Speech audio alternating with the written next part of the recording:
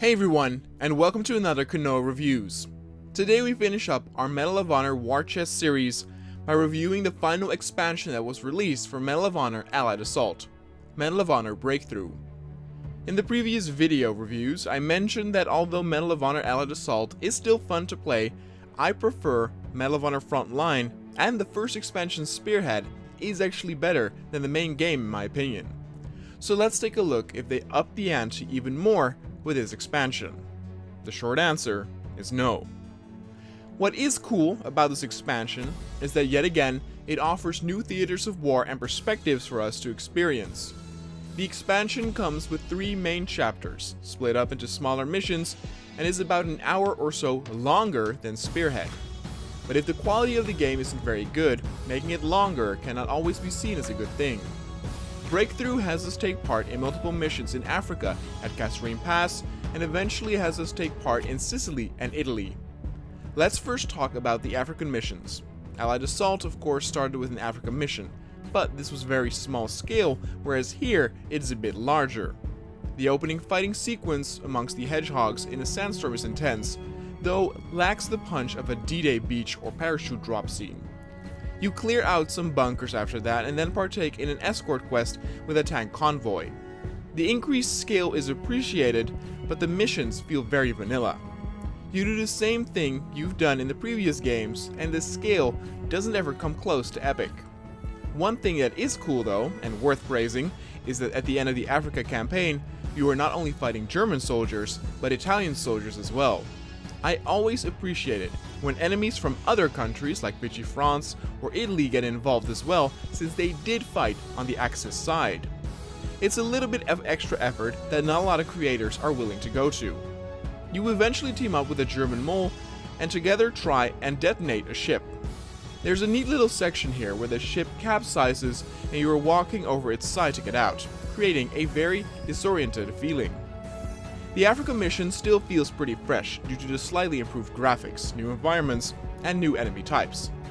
It isn't until the Sicily and mainland Italy missions that things start to go downhill fast. The problem with these missions is they are all so underwhelming, boring, and don't offer anything new or memorable. It doesn't feel all that unique either. There's a vineyard here or there, and a somewhat Italian-looking architecture, but it might as well be the countryside we know all too well from the Normandy levels. The things you do in these levels is also very monotonous, just boring. You are often assigned on your own again, something I cannot wrap my head around. In Spearhead, you were always with squad mates throughout almost the entire campaign, since that is what people loved about Allied Assault. Why then do you take this away from people and offer very mediocre and by the numbers gameplay? Even some more unique sections are pretty boring and frustrating, like the artillery on rails section, where you have an awesome artillery gun at your disposal, but you have to use it to fire at roadblocks on the tracks, rather than use it to kill enemies since the reload takes so long. You have a few new weapons at your disposal, including Italian weapons and a Bren machine gun. These are cool additions, but they are very underused. What's more, I had multiple times where I was very low on ammo for those weapons and levels, even though I look around for more. It even got to the point where I had to use my pistol for quite a while in multiple levels, showing that the level design is kinda lacking here and there. You have your well-known tropes like hold the house while tanks attack it, or hold the house while German soldiers attack it, or hold a tower that the Germans try to blow up as they rush over to it. It's just all so dull and boring. And there isn't a single mission that stands out and has me wanting to play it again.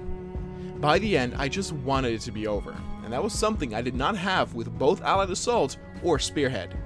It is mind-boggling how this expansion could have gone so wrong when the blueprints were so clear and awesome. The final section is also just ridiculous, with you having to refrain German soldiers from blowing up a tower as the whole German army attacks you with machine guns, Panzerschrecks, and even tanks. Rather than cool and epic, it was frantic, frustrating, and obnoxious. It's not the worst of the worst out there, and I did have fun with the Africa missions, which are the best part and best paced in this campaign. Having those areas with the Italian enemies, the new weapons, makes it to where this game gets a few points. In the end, Medal of Honor Breakthrough gets a 6.4. a painfully average experience that doesn't offer anything special whatsoever. It's very bland and only worth playing if you absolutely cannot get enough of Medal of Honor Allied Assault and Spearhead. But I think, for even hardcore fans, it will be a disappointment, and once you are done with Breakthrough, you might want to break from this franchise altogether.